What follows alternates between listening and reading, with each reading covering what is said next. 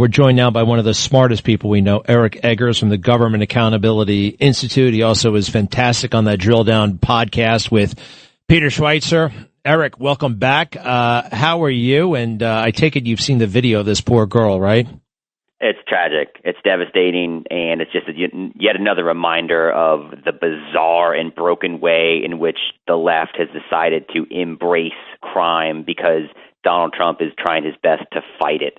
Like, what's wrong with us as a country when you can't just stand up and say common sense things like criminals should be arrested? And of course you can arrest your way out of more crime because the people that commit the crimes then aren't on the streets to commit them. It's a common sense thing, and thank God the White House is speaking up about it. I love it. You know, I just saw another snippet of the video. This is after the woman is stabbed.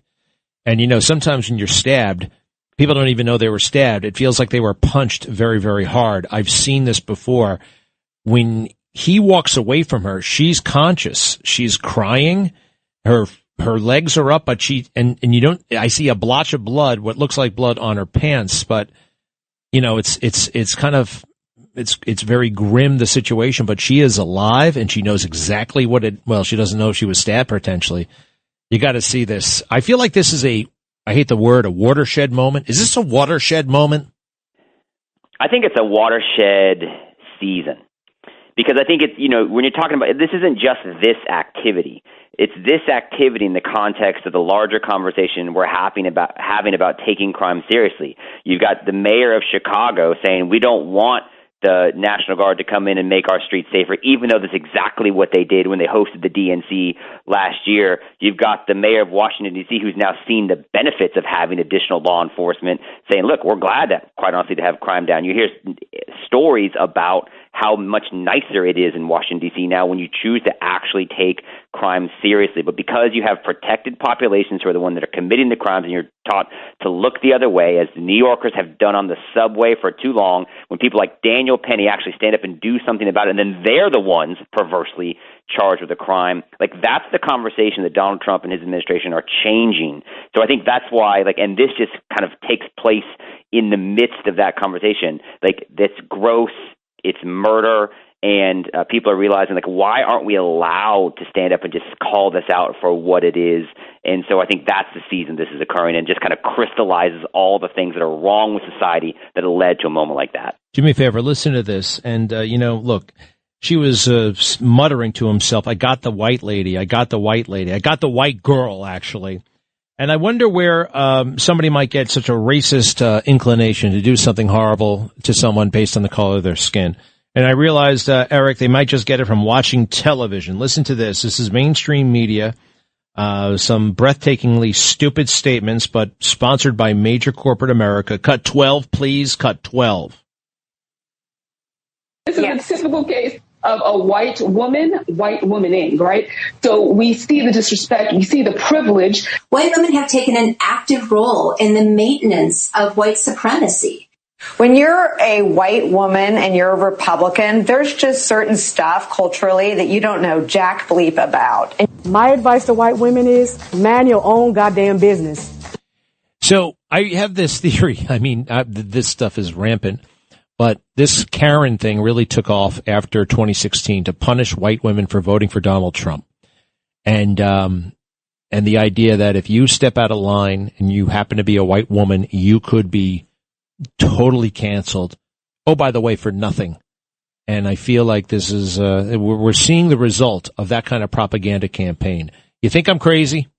No, I don't think you're crazy. I actually think it's the marriage of both. I think it's the marriage of that, and that's a great insight.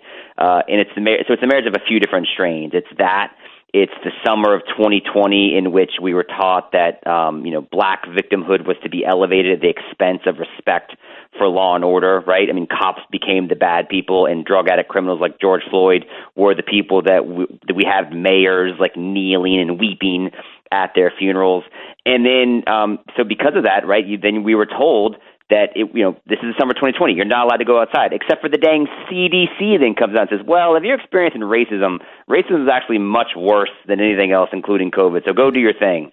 And so people did, and there was all kinds of destruction and property crime and everything else, but it was rationalized and justified because of the larger system of white oppression. And then, so since that that's an impossible thing to fix. So then that sense of entitlement and justification never goes away.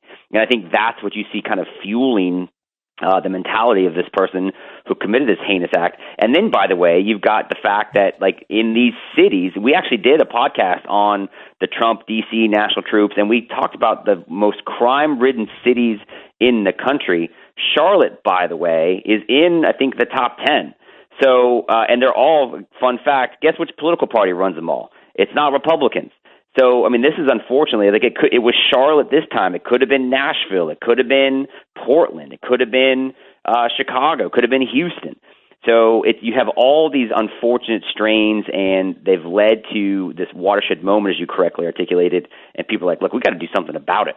And so I think, ironically, Washington, D.C. is the first, but will not be the last city in which I think steps are taken to make sure crime is taken much more seriously.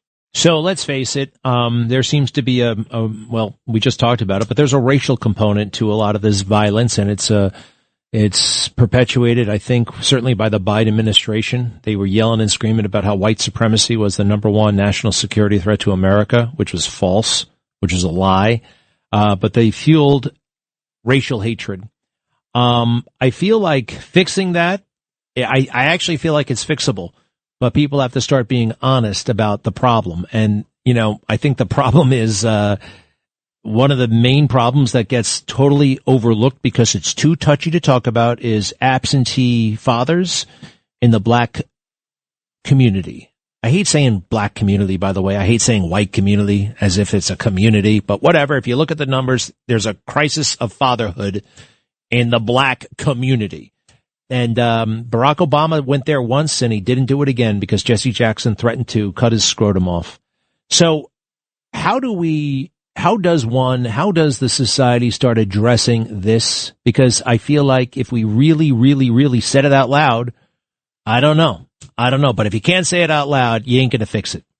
Well, that's exactly right. And by the way, not being able to say stuff out loud is exactly what the Obama presidency did to America, because we were scolded and lectured and sneered at and told that for the first, Michelle Obama said, I've never been able to be proud of my country until my husband was elected, right? As if everything else was meant to be some sense of shame because of unfortunate aspects of slavery. It's a real thing. I mean, it's a very interesting culture dynamic, and it's very personal to me, Greg. I don't know that we've talked about this. I know we've talked about me being a foster and adoptive parent, but like as an adoptive parent, I have a child who's adopted from foster care who happens to be black. My daughter's black, and and she's going to have a tough time, or she has to kind of figure out what it looks like, because she doesn't just have a white dad. She's got like a white conservative podcast dad, So it's like, and so we have to have real conversations about this stuff. And she's seen for the first time, hey, like, not everything's the same. So there isn't it's not uniform, but there are places where clearly she feels safer than others. And, there are good people that are in the black community. And I think you just have to be able to stand up and say facts and just look, yeah, there is an absentee fatherhood problem, disproportionately so, in these African-American communities. By the way, that's saying hard facts is something we should be able to do on the crime thing too.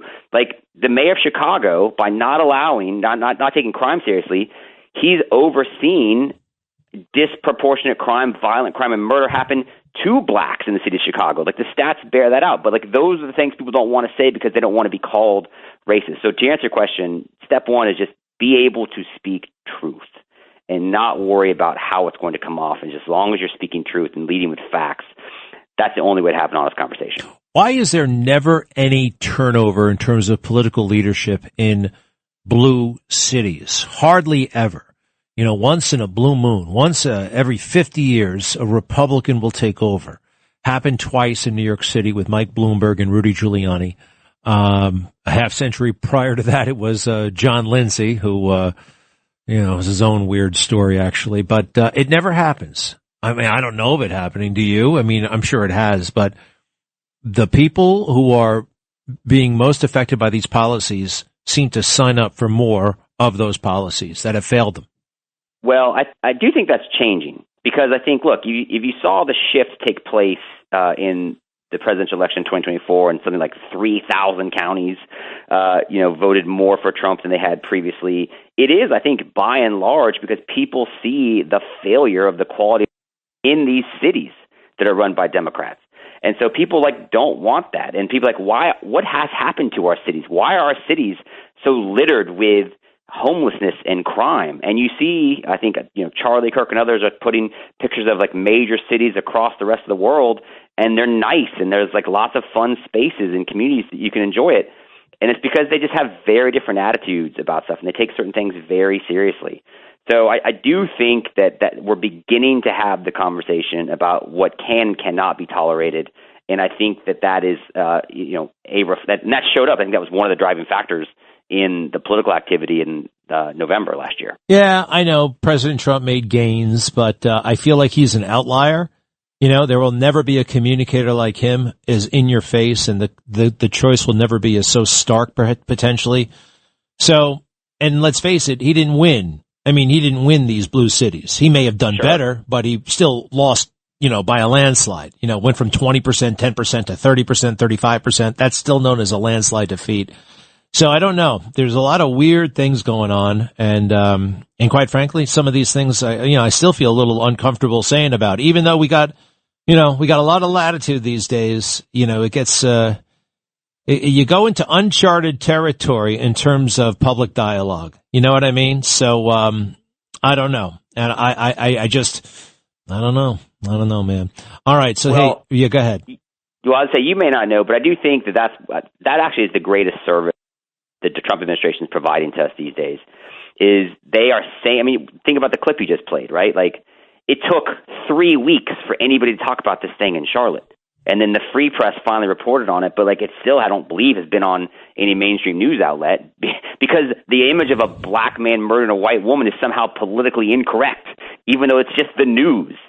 So I think that the Trump administration is doing the country a service by taking up space and pushing the boundary of what we should be able to talk about. And I think that's incredibly valuable. Yeah.